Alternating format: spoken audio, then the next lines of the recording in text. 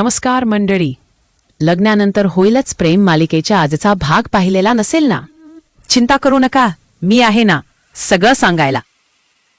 तर आज काय होतं, गुरुजी काहीतरी नंदिनीला सांगतात, पण तिला तो अर्थ वेगळाच वाटतो. तिला असं वाटायला लागतं की गुरुजी सूचित करतायत की मोकळकर म्हणजे जीवा, त्याने तिला घटस्फोट द्यावा. आणि त्याच वेळी दुसरीकडे जीवाने काव्यासाठी एक पत्र लिहिलेलं असतं. त्या पत्रात तो म्हणतो, आपण आपलं नातं इथेच थांबवूया. आपलं पुन्हा एकत्र येणं शक्य नाही. आपल्या कुटुंबासाठी हेच योग्य आहे. पण हे पत्र नशिबाने नंदिनीच्या हाती लागतं.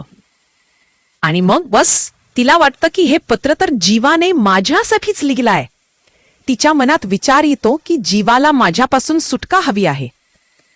त्या क्षणी नंदिनी एक मोठा निर्णय घेते.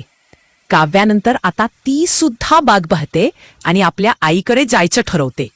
आणि ज्या क्षणी ती घर सोडायला निघते तेव्हा जीवा तिला थांबवतो. नंदिनी, कुठे चाललीस?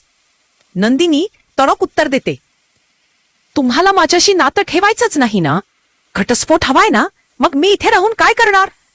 जीवा एकदम गोंधळतो, म्हणतो, अगं मी असं काही बोललोच नाही. पण नंदिनी म्हणते, तुम्ही नाही बोललात, पण तुमचं पत्र खूप काही बोलून गेलं. आणि इथेच येतो एक मोठा टर्न. जीवा स्पष्ट करतो, हे पत्र मी माझ्या भूतकाळासाठी लिहिलं होतं, काव्यासाठी. कारण आता माझं वर्तमान तू आहेस नंदिनी. काय खरंच नंदिनीचा गैरसमज दूर होईल? हे सगळं बघायला विसरू नका पुढचा भाग. तोवर तुमची काळजी घ्या आणि मस्त आहा. आणि हो, चॅनलला सबस्क्राईब करायला विसरू नका.